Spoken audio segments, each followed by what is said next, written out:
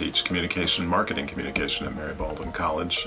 The courses I teach include social entrepreneurism, which is not a marketing comm class, but a lot of fun, and public speaking, mass communication, a campaigns class, an advanced class, and then senior thesis, and frankly, several other things.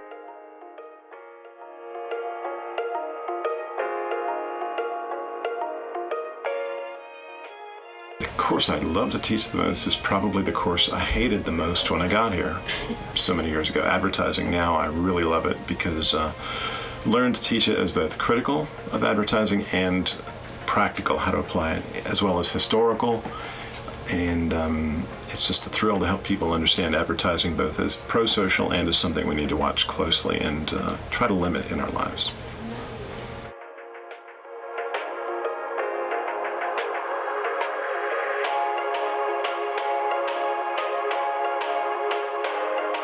It's not so much the game as the larger game around commerce, creativity, and really connecting to people. It's a form of communication that has so much to talk about it. So we've been watching the game with the volume off and the commercials with the volume on, and then between the action talking about with panels of experts, what do the commercials mean both for the culture, for the industry, and for individuals. People in the audience are a big part of what goes on too. So it's been a lot of fun, frankly. And everybody can come to that? Anybody can come to that. It's usually a crowd of 30 to 50 people, and it's the right size to have a lot of dynamic energy and interaction. And are you the only person that talks, or are there guest speakers? The guests are usually local professionals working in advertising or marketing communication. People have something to say that provides insight that you don't usually get in a classroom.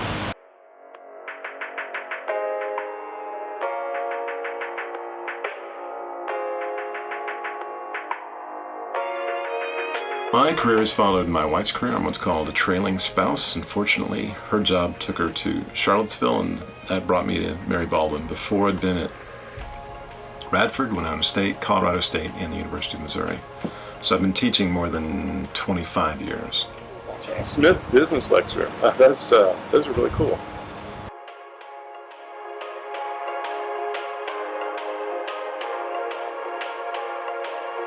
There's a family that's made a large donation to college to bring in working professionals from the business world. And they are people who are experts in research or in entrepreneurism or in marketing and communication, as we have this year. And it's, again, one of those times when students get to meet somebody who's real. They are been practicing for usually decades and really know the business. So it's theory in a very applied sense.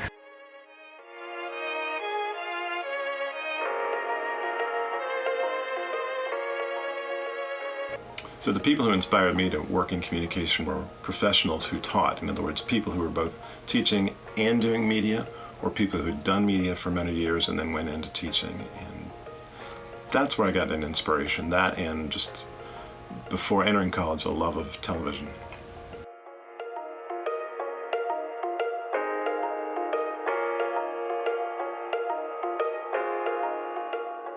Having taught at huge institutions with more than 40,000 students, as well as some medium-sized schools, I've really come to appreciate what we offer here, that one-to-one relationship, helping people with both their progress, getting to know them and what their needs are in terms of both career development and life.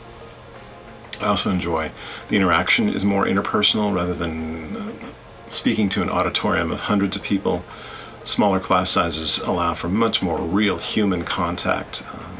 So I think the professors here have a better sense of who their students are, and the students have, generally speaking, a better sense of who their professors are. That makes for a more dynamic classroom, better place to learn.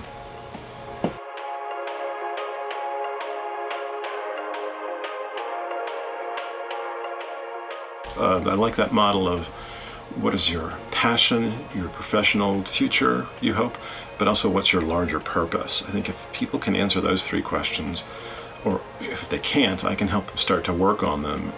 That's been really gratifying to help people see that there are jobs as well as nonprofit opportunities, opportunities in lots of sectors that we can guide them towards, help them towards.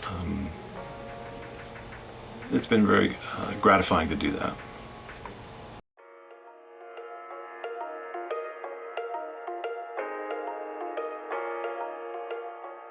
I think going ahead and at least declaring a minor by the end of your second semester. Don't put it off. Get something on the books so you start getting guidance from people in a field that might be your major, it might not, but at least it's something you found you want to do, and a minor is something you can always drop, but it gives you a sense of direction and some advice from people who might have a better sense of who you want to be professionally and in terms of your life choices, larger life choices.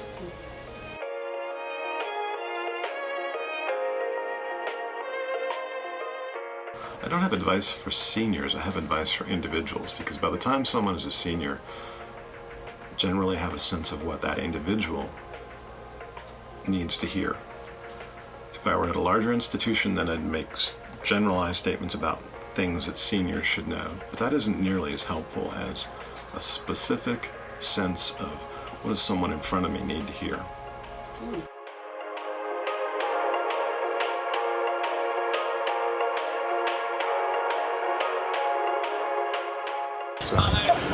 My daughter gave the best answer to that question recently when someone said, "Where are you going to go to college?" She's 13. Her name is Valeria. And she said, "I've narrowed it down to 3. I'm either going to go to Blue Ridge Community College, or Mary Baldwin, or Stanford." And what that said to me is all the options are there. She's got to figure out for herself on the spectrum of colleges and universities, higher education opportunities, what's her good fit. And I think that's really what it comes down to. What's your good fit? And not trying to force something. Go where you need to go rather than where you think you need to go.